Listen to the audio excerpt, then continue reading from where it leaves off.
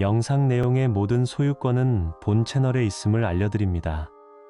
만약에 본 내용으로 불편하게 만들면 댓글로 쌀쌀하게 알려주세요.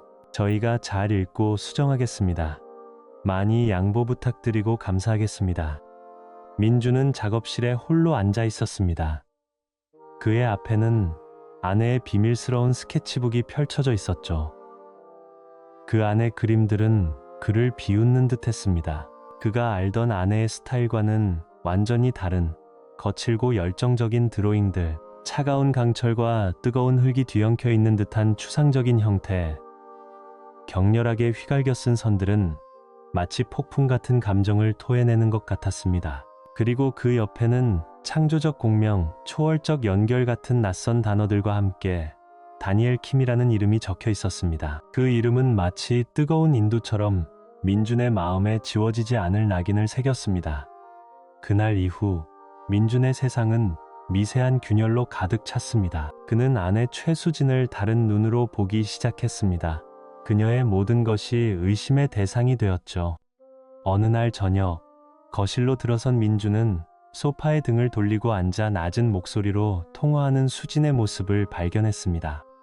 아니, 지금은 안 돼. 알잖아. 나중에. 응, 나도.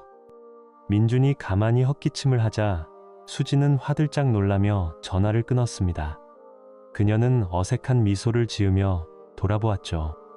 누구? 전화야? 아, 갤러리 일.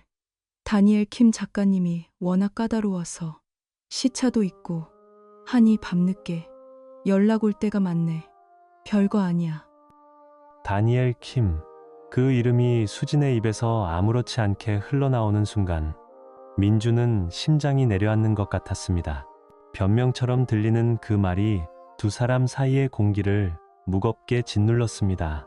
그녀가 입고 있는 집안의 흙내음과는 어울리지 않는 날카로운 디자인의 명품 원피스도, 손에서 놓지 않는 스마트폰도 모두가 하나의 방향을 가리키는 것만 같았습니다.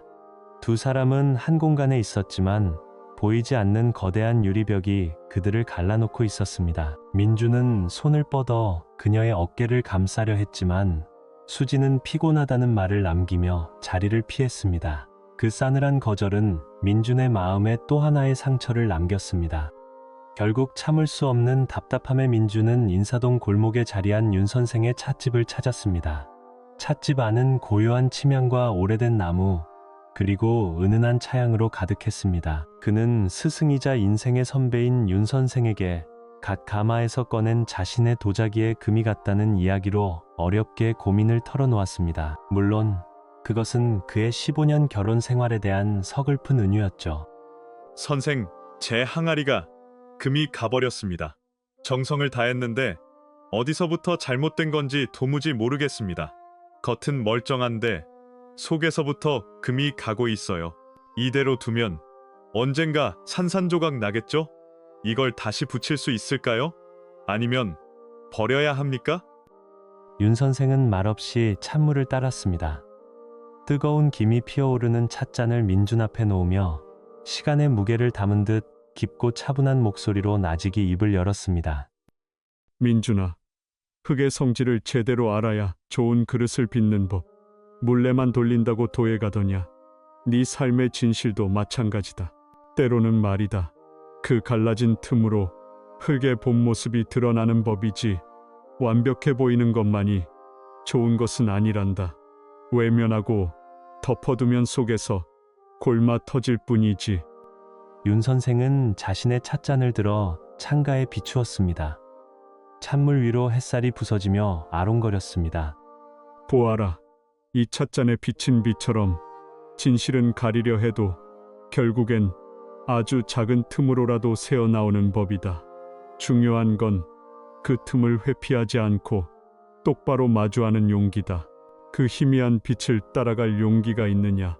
아니면 모든 게 부서질 때까지 어둠 속에 주저앉아 있겠느냐? 그 안에 진짜 진실이 있을 게야. 선택은 네 몫이다. 윤 선생의 말 한마디 한마디는 민준의 마음을 날카롭게 파고들었습니다. 그는 더 이상 모르는 척, 괜찮은 척하며 스스로를 기만할 수 없었습니다. 아내의 변화, 낯선 이름, 비밀스러운 스케치북, 흩어져 있던 모든 의심의 조각들을 하나로 맞춰야만 했습니다. 그래야만 이 지독한 불안감의 실체를 확인하고 부서지든 다시 붙이든 다음 걸음을 내디딜 수 있을 것 같았죠. 찻집을 나서는 민준의 눈빛은 이전과 완전히 달라져 있었습니다. 혼란스러움과 슬픔 대신 차가운 결의가 서려 있었죠. 그는 비틀거리는 걸음을 멈추고 주머니에서 스마트폰을 꺼냈습니다. 그리고 검색창에 망설임 없이 세 단어를 입력했습니다. 서울, 흥신소, 추천, 진실을 찾기 위한 그의 첫걸음. 어쩌면 파멸로 향하는 첫걸음일지도 모르는 그 길이 그렇게 시작되었습니다. 윤 선생의 찻집을 나선 강민주는 더 이상 망설이지 않았습니다. 며칠 후 그는 종로의 한 낡은 건물, 눈에 띄지 않는 간판이 걸린 사무실 문 앞에 서 있었습니다. 서울 컨피덴셜. 이름만으로는 무엇을 하는 곳인지 짐작하기 어려운 곳이었죠. 문을 열고 들어서자 생각보다 훨씬 더 평범하고 건조한 공간이 그를 맞았습니다. 그곳에서 그는 박 실장을 만났습니다. 40대 중반으로 보이는 감정을 전혀 읽을 수 없는 얼굴의 여자였습니다. 강민준 씨 맞으시죠? 박 실장입니다. 의뢰하실 내용을 편하게 말씀해 주시죠. 박 실장의 목소리는 차갑고 사무적이었습니다. 그 어떤 동정이나 호기심도 담겨 있지 않은 그 목소리가 오히려 민준의 마음을 단단하게 만들었습니다. 그는 떨리는 손으로 가방에서 아내의 스케치북과 작은 비닐봉지에 담은 붉은 점토 조각을 꺼내 테이블 위에 올려놓았습니다. 제가 이런 일까지 하게 될 줄은 몰랐습니다. 제 아내, 갤러리 큐레이터인 최수진 씨에 대해 알아봐 주셨으면 합니다. 이게 아내의 것인데 그 안에 항상 이 이름이 있습니다. 그리고 이 흙은 제 작업실에서는 쓰지 않는 흙입니다. 박 실장은 말없이 스케치북을 넘겨보고 흙의 질감을 손끝으로 확인했습니다. 그녀는 잠시 생각에 잠기더니 분석적인 눈빛으로 민준을 바라보았습니다. 감정은 접어두시는 게 좋습니다. 강 선생님, 저희는 사실만 다룹니다. 이 점토의 출처를 분석해 볼 수 있습니다. 스케치북에 언급된 다니엘 킴이 주요 대상이 되겠군요. 알겠습니다. 대상자의 사진과 기본적인 인적사항, 평소 동선을 알 수 있을까요? 비용과 예상 소요 기간은 계약서에 명시된 대로 진행됩니다. 결과는 원하시는 것 이상으로 명확할 겁니다. 네, 모든 걸 알아봐 주십시오. 부탁드립니다. 계약서에 서명을 마친 그날부터 민준에게는 지옥 같은 기다림의 시간이 시작되었습니다. 낮에는 아무 일 없는 듯 물레를 돌리고 흙을 빚었지만 밤이 되면 의심과 불안이 독처럼 온몸으로 퍼져나갔습니다. 아내와 한 식탁에 앉아 저녁을 먹는 일상적인 순간조차 가시방석 같았죠. 며칠 뒤 수지는 들뜬 표정으로 여행 가방을 꾸리기 시작했습니다. 이번 제주 비엔날레 정말 기대돼. 다니엘 킴 작가 신작이 엄청나다더라. 세계적인 평론가들도 많이 온대. 당신도 같이 가면 좋을 텐데. 작업 때문에 바쁘니 어쩔 수 없지. 민주는 끓어오르는 무언가를 억누르며 간신히 미소를 지었습니다. 아내의 모든 명랑한 말들이 거짓으로 들렸습니다. 그는 거짓말이라고 소리치고 싶은 충동을 가까스로 참아냈습니다. 그래, 잘 다녀와.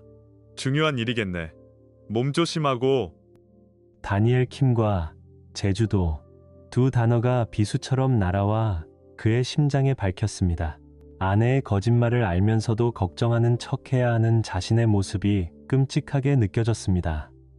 그렇게 피를 말리는 일주일이 흘렀습니다. 민준이 밤늦게까지 홀로 가마 앞에서 불을 지키고 있을 때였습니다. 스마트폰이 짧게 진동했습니다. 박 실장에게서 온 메시지였습니다. 문자 메시지 음성 중간 보고 드립니다. 먼저, 이번 달에 제주 비엔날레는 열리지 않습니다. 해당 행사는 작년에 종료되었습니다. 민주는 숨을 멈췄습니다.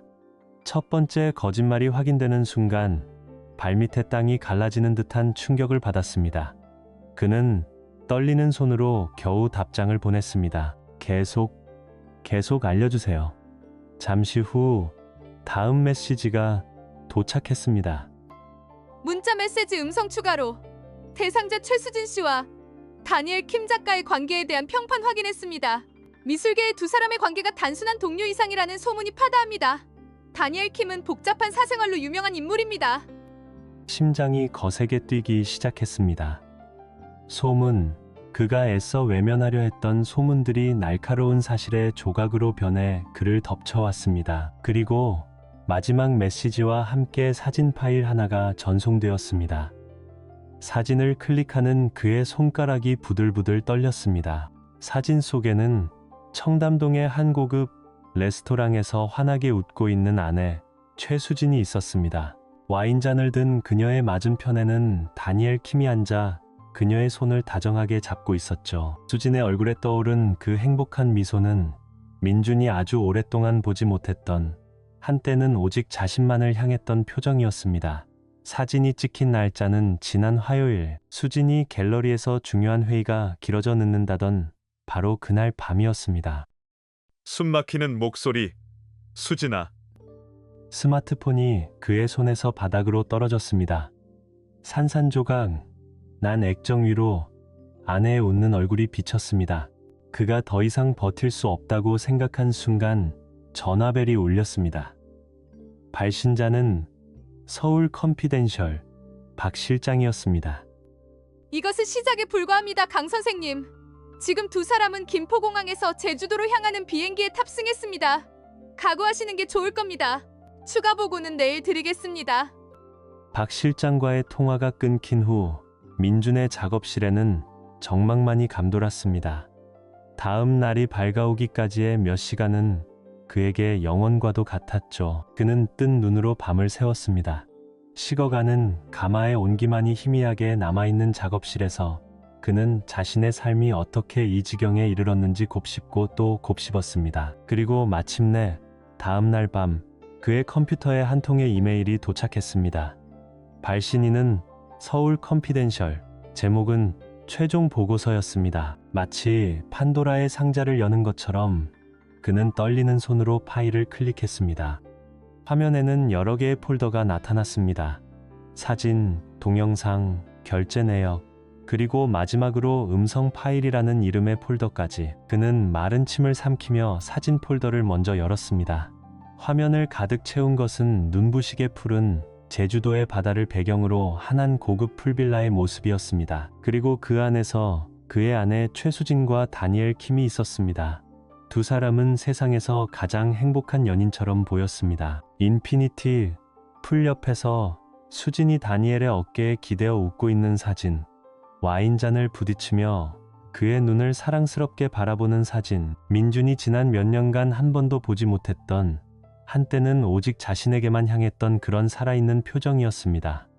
동영상 파일은 짧았지만 더욱 치명적이었습니다. 소리 없는 영상 속에서 다니엘 킴이 수진의 머리카락을 다정하게 쓸어 넘겨주고 수진은 익숙하게 그의 옷깃을 매만져 주었습니다. 그것은 민준이 아침마다 해주던 아주 사소하고 내밀한 그들만의 습관이었습니다. 그의 15년 결혼 생활이 소리 없이 무너져 내리는 잔인한 무성 영화였습니다. 다음은 결제 내역이었습니다. 빌라 숙박비, 고급 레스토랑에서의 식사 비용, 심지어 그들의 결혼기념일 날짜에 결제된 명품 주얼리 매장의 영수증까지. 그 모든 것이 수진이 관리하던 갤러리의 법인카드로 결제되어 있었습니다. 작가 지원, 작품 리서치라는 항목 아래 교묘하게 숨겨진 배신의 기록들이었죠. 단순한 마음의 배신이 아니었습니다. 그것은 그의 아내가 자신의 꿈을 위해 헌신했던 지난 세월에 대한 기만이기도 했습니다. 그리고 마지막 파일, JJU 음성.mp3. 민준은 심장이 멎을 것 같은 기분으로 헤드폰을 끼고 재생 버튼을 눌렀습니다. 처음에는 잔잔한 파도 소리와 와인잔이 부딪히는 소리가 들려왔습니다. 곧이어 술기운이 섞인 다니엘 킴의 나른하고 오만한 목소리가 들렸습니다. 녹음된 목소리. 그래서 그 도자기 만드는 양반은 아직도 아무것도 몰라. 당신이 제주 비엔날레에 온 줄 알 거 아냐. 대단한 아내를 뒀어. 아주 솔직히 그 사람 작품들 너무 정적이야. 생명력이 없어. 그냥 흙덩이지. 그 말에 뒤이어 들려온 것은 수진의 가볍고 잔인한 웃음소리였습니다. 그 웃음소리는 민준의 심장을 산산조각 냈습니다. 녹음된 목소리. 그 사람? 흙만 만지는 시골 도예가가 뭘 알겠어. 진정한 예술이 뭔지, 열정이 뭔지. 내가 아무리 현대 미술에 대해 얘기해줘도 못 알아듣더라. 꽉 막혔어. 그냥 안정적인 울타리 같은 거였지. 내가 이 세계에서 마음껏 날아다닐 수 있게 해주는 튼튼하고 재미없는 울타리. 하지만 뭐 덕분에 생활 걱정 없이 당신 같은 진짜 예술가를 만났으니까 그걸로 된 거지. 녹음된 목소리 울타리라. 표현 좋은데? 당신 같은 명작을 가둬두기엔 너무 낡고 초라하지. 녹음된 목소리 덕분에 당신을 만났잖아. 이게 내 진짜 삶이지. 이게 진짜 예술이고 그 사람은 평생 이해 못할 거야. 민준은 거칠게 헤드폰을 벗어 던졌습니다.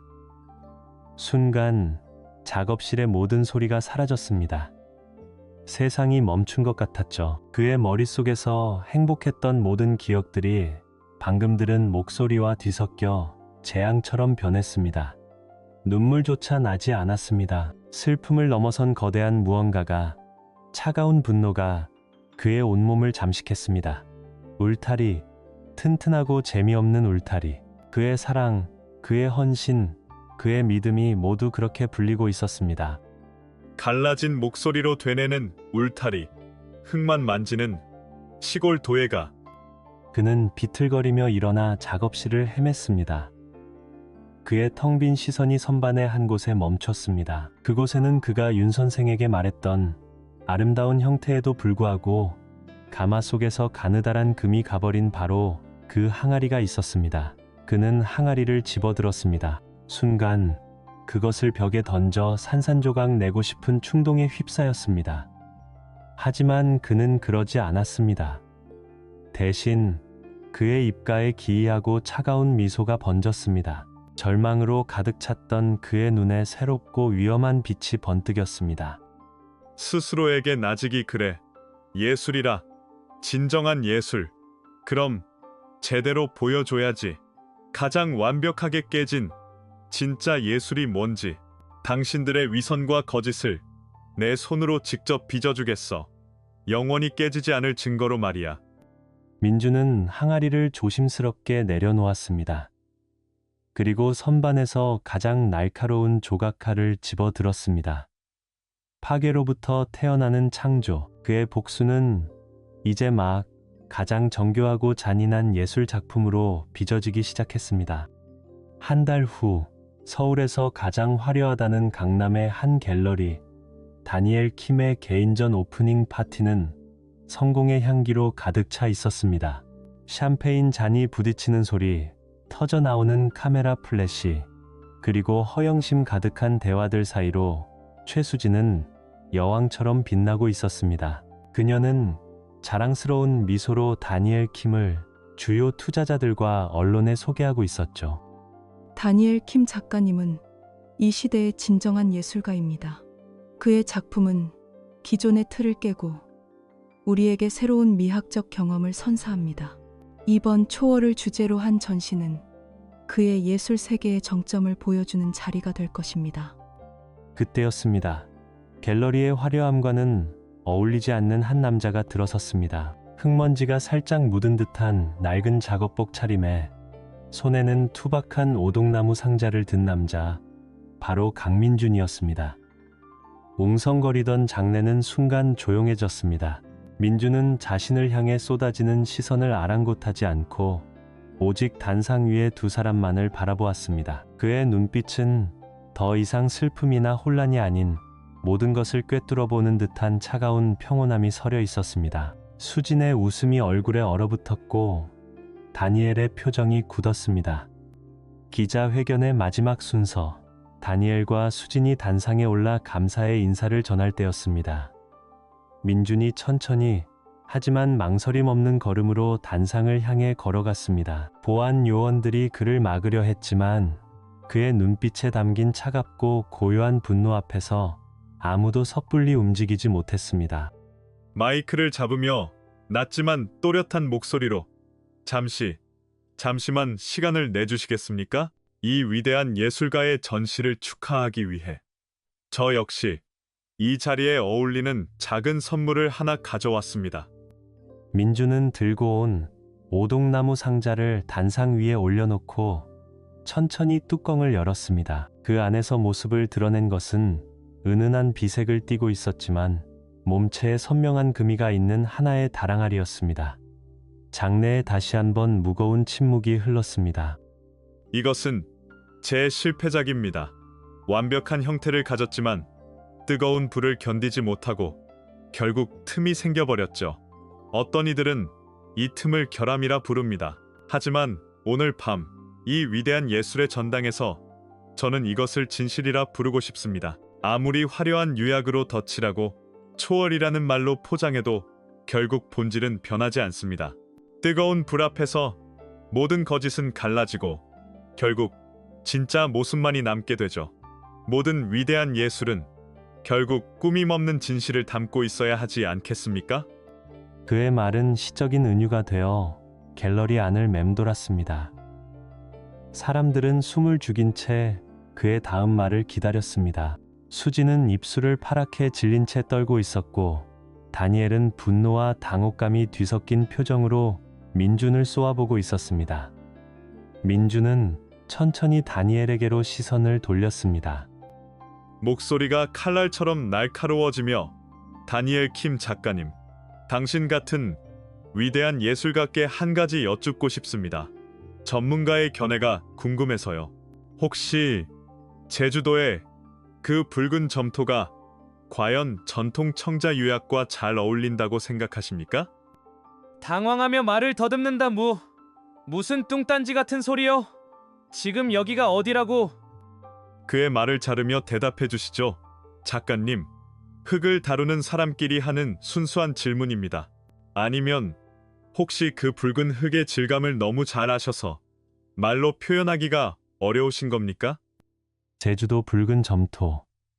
그 구체적이고 치명적인 단어들이 스피커를 통해 울려 퍼지는 순간 다니엘의 오만한 표정이 산산조각 났습니다. 수지는 비명을 참으려는 듯 손으로 입을 막으며 뒷걸음질 쳤습니다. 그리고 바로 그 순간 맨 앞줄에 앉아있던 한 중년 여성이 자신의 스마트폰을 보고 자리에서 벌떡 일어났습니다. 그녀는 갤러리의 최대 투자자이자 바로 다니엘 킴의 아내였습니다. 그녀의 스마트폰 화면에는 방금 도착한 서울 컨피덴셜이라는 발신자의 이메일이 열려 있었습니다. 수백 장의 사진과 동영상, 그리고 갤러리 법인카드로 결제된 보석 구매 내역까지 담긴 파일들이었죠.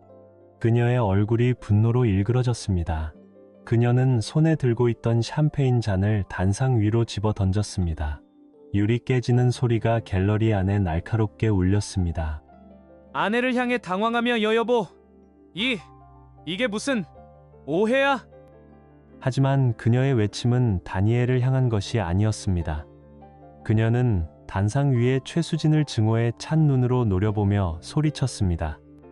다니엘의 아내, 목소리가 분노로 떨리며 최수진, 다니엘, 이게 다 무슨 짓이야? 당신들 감히 내 돈으로 호텔이며 보석이며 사들이면서 이런 더러운 짓을 벌여. 이 사기꾼들. 모든 것이 폭발했습니다.